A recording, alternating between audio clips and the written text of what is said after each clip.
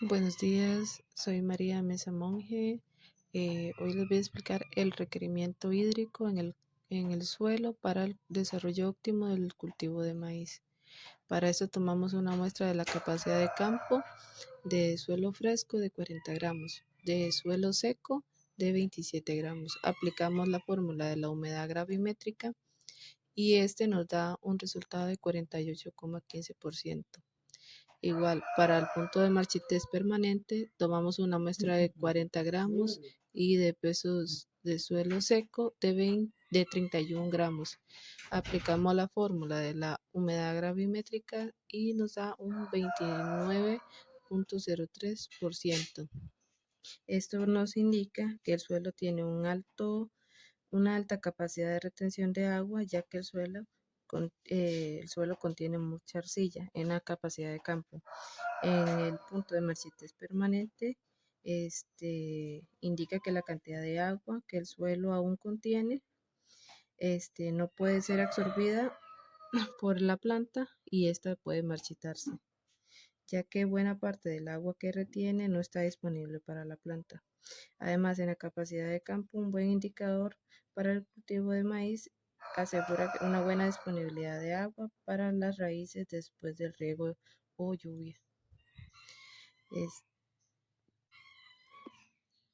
Para obtener la densidad aparente, pesamos el cilindro, obtuvimos que de diámetro midió 6 centímetros, de altura midió 4,5 centímetros y el radio es de 3 centímetros.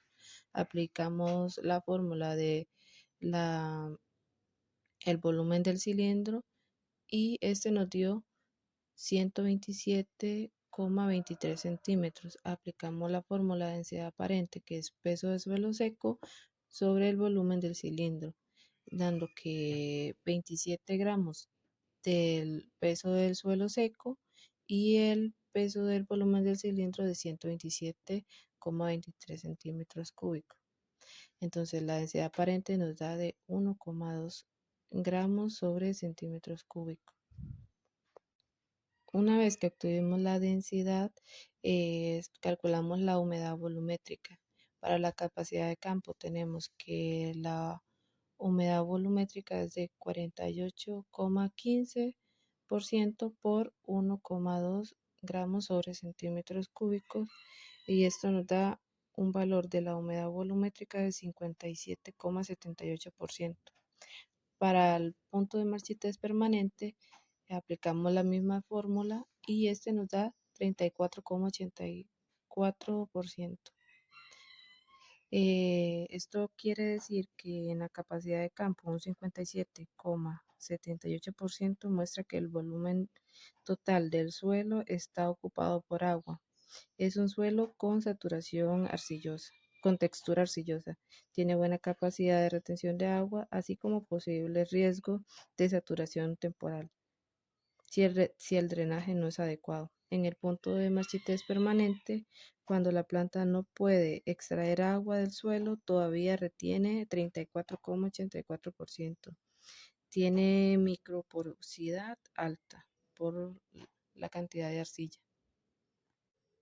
También calculamos la evapotranspiración y aplicamos la fórmula.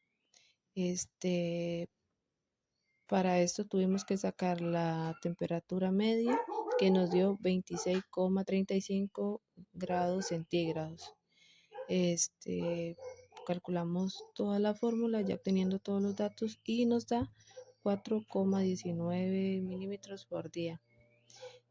Seguido, una vez tenida la evapotranspiración, calculamos la evapotranspiración real del cultivo y este nos dio 4,82 milímetros por día.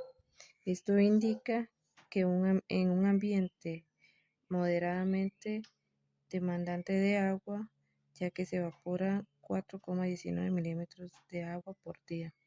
En el caso de Upala sugiere una demanda de agua estable. También calculamos la lámina de riego y la lámina máxima.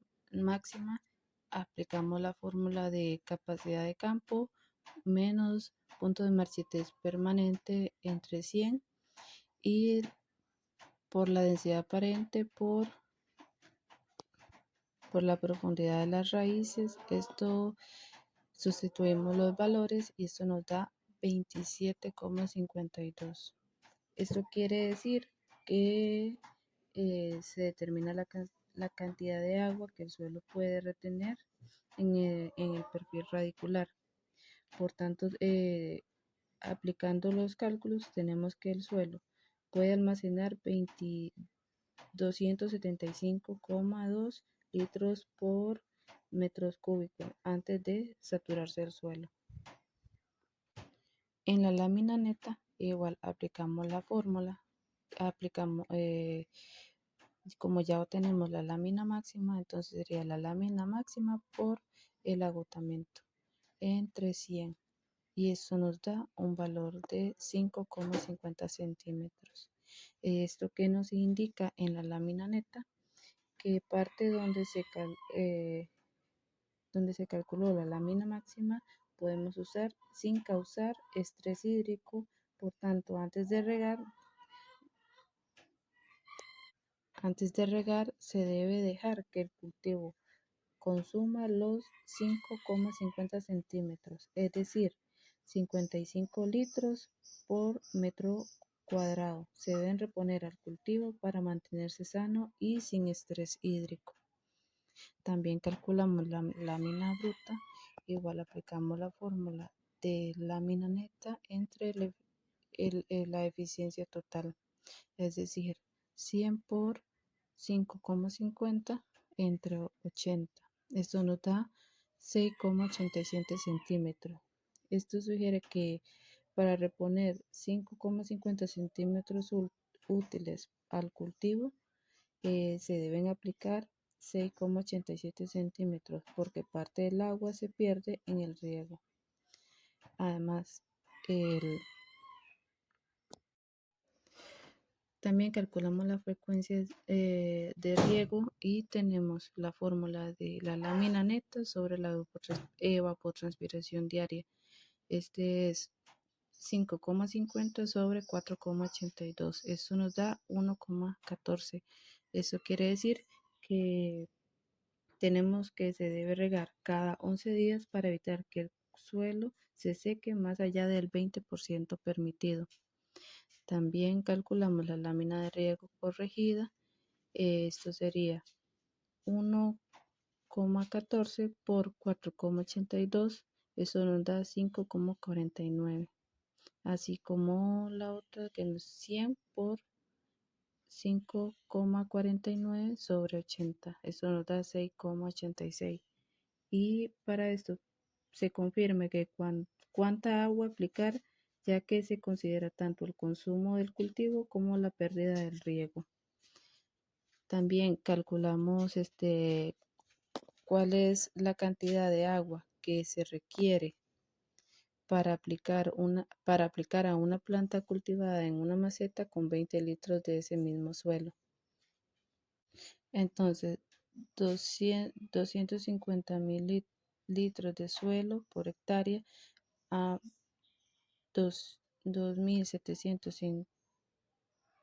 528 litros de agua por hectárea, 20 litros de suelo por maceta por litros de agua por maceta. Esto nos da 0,220 litros de suelo por maceta. Esto quiere decir que si tengo una maceta de 20 litros con ese suelo, debo aplicar 220 mililitros en cada riego para reponer el agua extraída sin exceder la capacidad de almacenamiento del suelo. Esto sería todo.